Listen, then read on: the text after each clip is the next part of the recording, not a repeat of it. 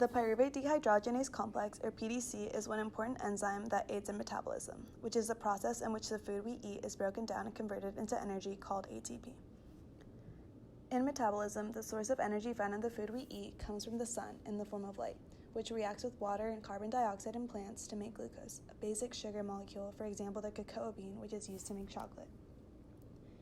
The glucose molecule produced by plants we eat is broken down into pyruvate in a process known as glycolysis. The pyruvate then reaches the PDC, which is responsible for converting the pyruvate into acetyl-CoA. Acetyl-CoA then goes through the citric acid cycle, where it is broken down into smaller units, and the electrons given off in the cycle go through the electron transport chain and oxidative phosphorylation, later steps in metabolism, in order to produce ATP or energy.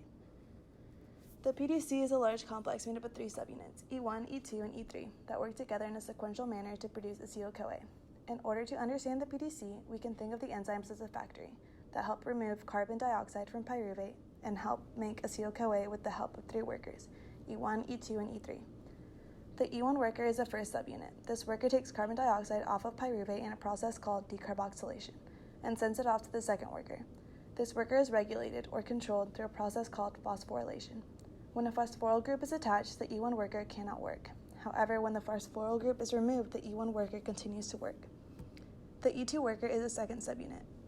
This worker takes a smaller package made by E1 and places it in the larger box, which represents coenzyme A, to form the final desired product, acetyl-CoA, which can now go into the citric acid cycle and continue being broken down to produce energy.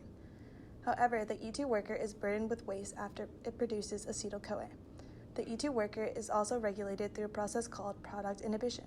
When there is an excess of product acetyl-CoA, the E2 worker stops working. And when there is a lack of acetyl-CoA, the E2 worker begins working again.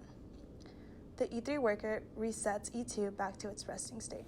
The E3 worker works right beside E2, so that once acetyl-CoA is formed, E3 takes the waste off of the E2 worker so it can grab another substrate and form acetyl-CoA.